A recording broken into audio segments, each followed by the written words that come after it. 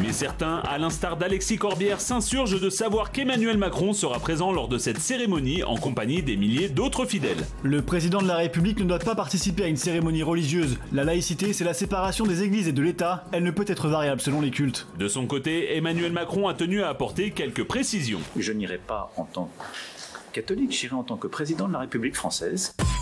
Alors comment se déroulera cette cérémonie? Sécurité, coût, messe avec Macron, tout savoir sur la visite du pape en France ce soir dans TPMP. Merci à tous d'être avec nous, il est 20h36, et merci surtout à Aymeric Pourbet d'être avec nous. On le suit sur CNews dans Enquête d'Esprit. Il est excellent, je le dis. On était très heureux que vous veniez. Mes équipes depuis ce matin me disent on espère qu'Aymeric va dire oui. Et merci d'être là. C'est un plaisir. Vous êtes directeur de France Catholique. Vous allez nous en dire plus sur cette visite qui me passionne. Et je vous le dis, j'étais avec des personnes du ministère de l'Intérieur la semaine dernière, et c'est vrai que c'est la visite la plus importante. Et c'est vrai qu'il y a un dispositif incroyable. Déjà, il arrive quand, le pape?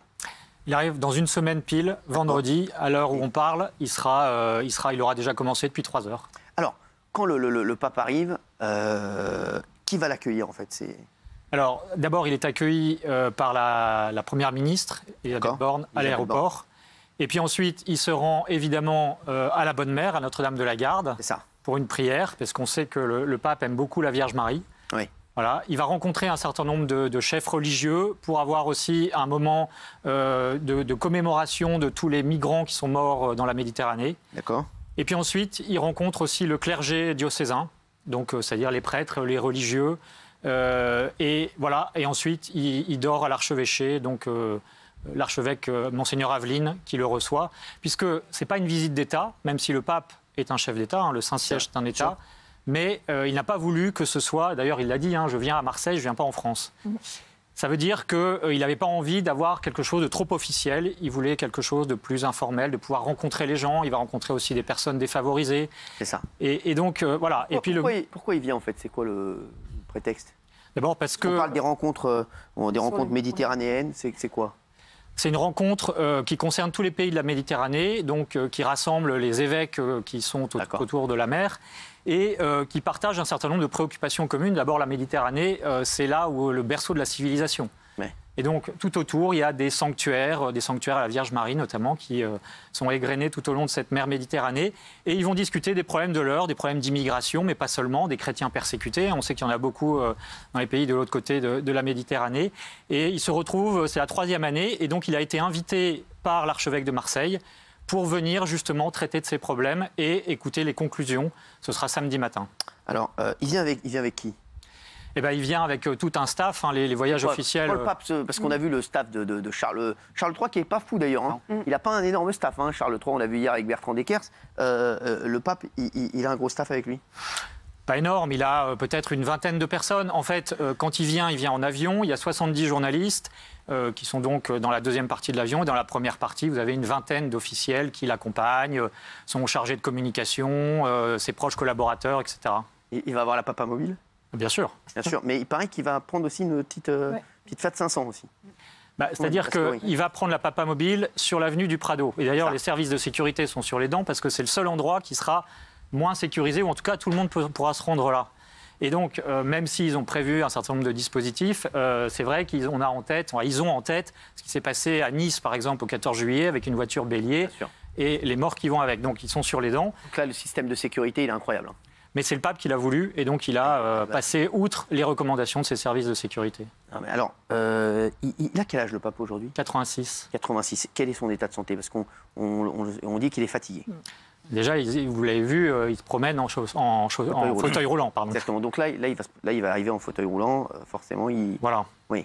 Et d'ailleurs, une anecdote, mais on va lui offrir un fauteuil roulant en bois. C'est un artisan qui lui-même a eu un accident et qui s'est retrouvé en fauteuil, qui lui a fabriqué ça, et on va lui offrir pendant son voyage. Alors, et c'est vrai qu'on dit que ce voyage est très important.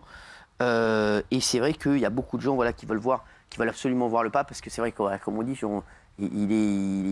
beaucoup de gens disent qu'il est très fatigué, et que c'est vrai que cette visite en France, pour nous, elle est très très importante. On espère que ça ne sera pas la dernière, bien sûr. On espère qu'il y en aura beaucoup d'autres.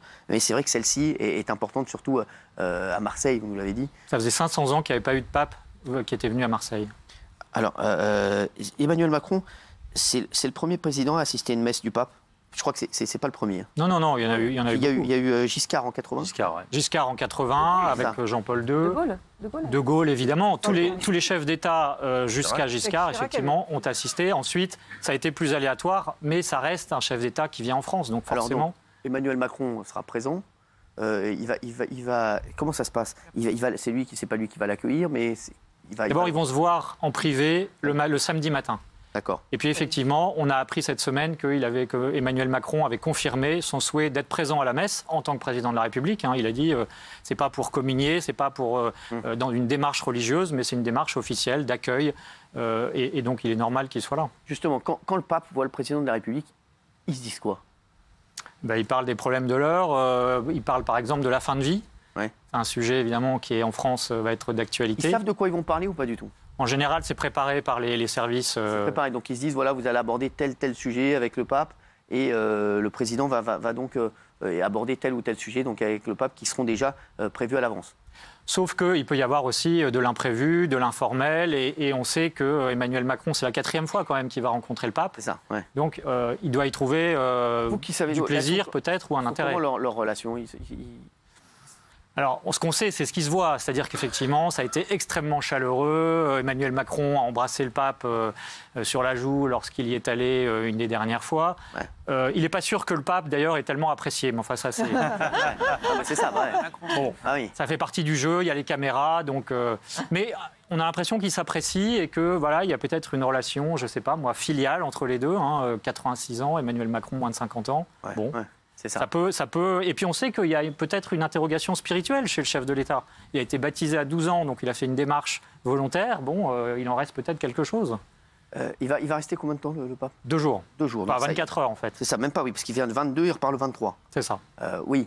Quand le président de la République parle au pape en privé, ils peuvent se dire franchement les choses, les points de désaccord. Par exemple, le pape peut dire « je ne suis pas d'accord avec votre politique sur les migrants », autre chose ou pas. Ça peut être un peu fight ou... Bien sûr. Alors, ce qu'on sait aussi, c'est que le pape aime pas trop, dans ce genre de rencontres en secret, voilà, il est très à l'aise avec les gens, mais il n'aime pas rentrer dans le conflit quand il est en face d'une seule personne. Quand il est en face d'un parterre de personnalités, au Portugal, par exemple, il n'a pas hésité à dire au Portugal, qui venait de voter l'euthanasie, c'est pas bien ce que vous avez fait. Vous voyez, seul à seul avec Macron, je ne suis pas sûr qu'il rentre vraiment dans ces sujets-là.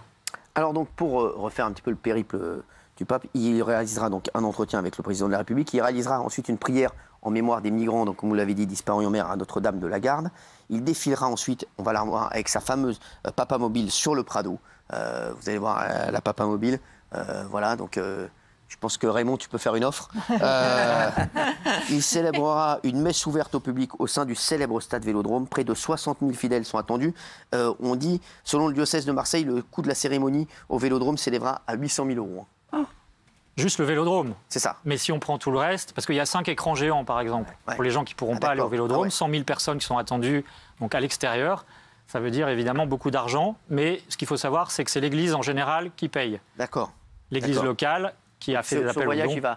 Ce voyage va coûter en quoi? 1,5 million peut-être. 1,5 million, exactement. 1,5 million d'euros. La quête de cet événement devrait rapporter 500 000 €. Près de 60 000 fidèles. Ça ne suffira pas si c'est 1,5 million à combler. Voilà, il y a 1 million. Il y a des mécènes qui vont être sollicités. Bien sûr. Voilà. Donc c'est ça. C'est vrai, comment ça se passe? Il y a des gens qui peuvent donner en plus, qui peuvent dire... Voilà. Bien sûr, il y a un site internet, le site internet du diocèse, qui est prévu pour ça et qui effectivement a déjà fait appel à la solidarité entre les différents évêques de France, qui vont tous être présents. Et donc, voilà.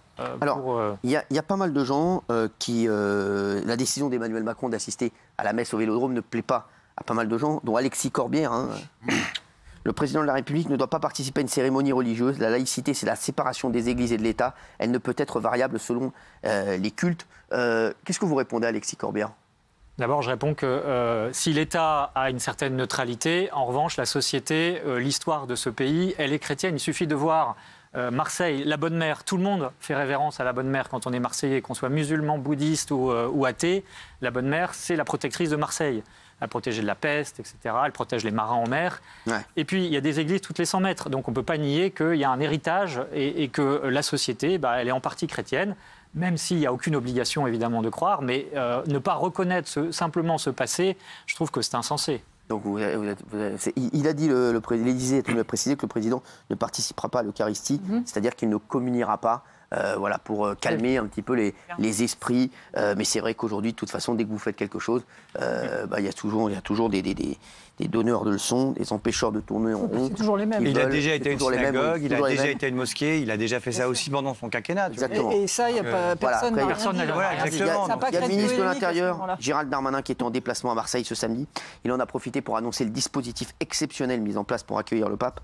Gérald Darmanin a tweeté à Marseille, avec les services de l'État, réunion préparatoire à la visite du pape, donc dans la cité phocéenne, les 22 et 23 septembre prochains. Cet événement réunira des centaines de milliers de personnes pour garantir leur sécurité. Près de 5000 policiers et gendarmes seront mobilisés. Il sera là, Gérald Darmanin? Il sera à Marseille? Non. Non, il ne sera pas. Il a juste mis en place et il y aura que le président. Ce qu'on peut rajouter... Il sera avec Brigitte, le président? Bien sûr. Avec Brigitte, d'accord. Il y a 1000 agents de sécurité privés qui ont été recrutés, puisque les 5000 policiers et gendarmes ne suffisaient pas. 5000 policiers et gendarmes pour les 2 jours, 1000 agents de sécu privés en plus, donc 6000 personnes pour la sécurité. Les artères autour du stade Vélodrome seront bloquées. Est-ce qu'il y a une crainte? Il y a forcément une crainte. Et de fait, il y a des mesures de sécurité. Ils ont passé au peigne fin tous les bénévoles qui s'occuperont d'accueillir le pape. Certains ont été écartés parce qu'ils avaient des casiers judiciaires, par exemple. Les drones sont interdits. Enfin, c'est effectivement... Il y a la sûreté aérienne de l'armée de l'air qui assurera une bulle aérienne au-dessus de Marseille avec interdiction de survol des sites, ni avions, ni drones, c'est ce que vous disiez. Une bulle aérienne, on va rappeler, donc c'est impossible de survoler Marseille. L'espace aérien est neutralisé. C'est ça. Totalement. Et tous les services de l'État sont mobilisés, à tel point d'ailleurs que M. Darmanin a demandé... On dit que Gérald Darmanin, on me dit qu'il va être sur place. On me dit qu'il va être sur place, Gérald Darmanin. C'est possible. A priori.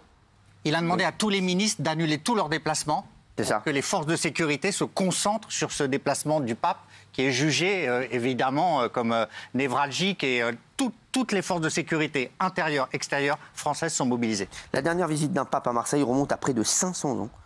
C'était en 1533. Après, sans polémiquer malgré tout, avec la gangrène de l'insécurité aujourd'hui à Marseille, on s'appperçoit malgré tout que le ministre de l'Intérieur peut faire plus donc pour Marseille. Encore plus sécuriser les lieux. C'est pas lui de faire ça. Non, mais tous les jours, il y a un fait divers tragique à Marseille. Ça n'a rien à voir. Là, vous vous trompez d'institution. Ça n'a rien à voir. Là, c'est pour une visite officielle. C'est normal que ce soit le ministre de l'Intérieur qui prenne en charge ça.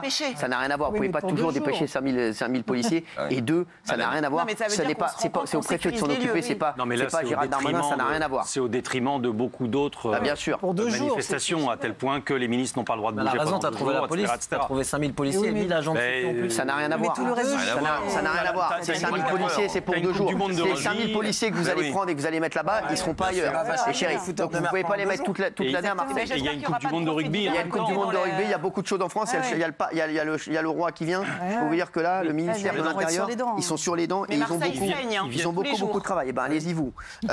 Merci. Vous pouvez peut-être sauver Marseille, mais ministre de l'Intérieur, il ne peut pas envoyer. Là, c'est une ineptie totale de dire que 5000 policiers peuvent être mobilisés toute l'année à Marseille. C'est pas toute l'année, mais déjà, mais s'il vous plaît, déjà qu'on a du mal, déjà qu'on a des effectifs de police qui sont de moins en moins importants. Si on va mettre 5000 policiers à Marseille tous les jours, les mecs, on fait zéro fait divers. Il y aura zéro fait divers à Marseille, mais il y en aura partout ailleurs. Donc on n'a pas dit tous les jours. Quand vous serez ministre de l'Intérieur tous les deux, vous faites ce que vous voudrez. Jacques Cardot, merci. Monsieur, j'avais une question pour vous. Est-ce que vous ne trouvez pas finalement choquant que face à la polémique, notamment de l'extrême gauche, que le président de la République soit obligé de dire « je n'y vais pas en tant que chrétien ou catholique ». Moi, finalement, je trouve ça choquant qu'il ne puisse pas assumer sa foi. On en est là aujourd'hui en France.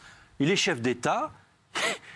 Il ne peut pas manifester sa foi, finalement, à l'occasion d'une visite du pape. J'aimerais bien avoir votre opinion là-dessus. Si tant est qu'il ait la foi, on n'en sait rien. On voit la vidéo. Il a une certaine réserve. Qu'est-ce que la laïcité?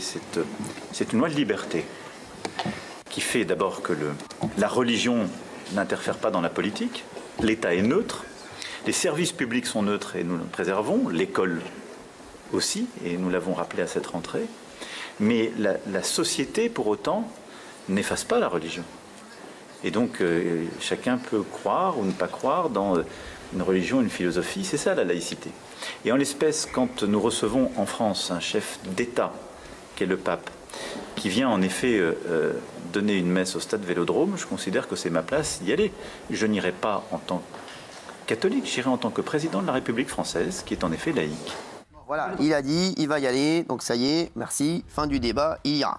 Le pape François, c'est le 266e pape, il a été élu en 2013. C'est vrai qu'il a été videur de boîte de nuit ou pas? C'est la légende. C'est la légende. Vous l'apprenez. Oui, c'est vrai, c'est la légende. C'est la légende. C'est vrai. Mais je vous jure que c'est vrai. C'est la légende. C'est la légende qui dit ça. C'est vrai. Alors ça m'a échappé si c'est vrai. Je vous le dis. Regardez, mettez-le moi derrière. Vous allez voir. Depuis son élection, il a effectué 42 voyages à l'étranger. Et il va se rendre en Mongolie en septembre. Et là, il a 86 ans, et je vous le dis, et voyage actuellement en fauteuil roulant. C'est vrai que c'est un très très gros événement. On espère juste que ça va bien se passer. Oui. Peut-être une petite anecdote pour terminer. Il se dit à Marseille que le parcours du pape, qui va être suivi donc, par sa papamobile, a été dévié pour ne pas passer devant la statue. Il y a une statue de David, du roi David, dans Marseille, qui est un homme nu. C'est une copie de celui de Michel-Ange à Florence. Et donc pour ne pas que le pape ne passe devant. Je ne sais pas si c'est vrai, mais je trouve que l'anecdote est assez croustillante. Oui, madame. Alors concrètement, si on a envie d'y aller parce que c'est au stade Vélodrome, comment est-ce qu'on fait? Est-ce que les places sont payantes? Ça se passe comment? Alors c'est gratuit, une messe c'est forcément gratuit parce que c'est ouvert à tout le monde. Il faut simplement s'inscrire, là encore pour des questions de sécurité, sur le site du diocèse de Marseille. Ok, donc c'est les premiers arrivés, les premiers servis. Exactement. Est-ce qu'il y a encore des places pour ceux A priori, il en reste encore quelques-unes, mais il faut se dépêcher. D'accord. Premier arrivé, premier servi, comme en vacances avec Daniel. Merci.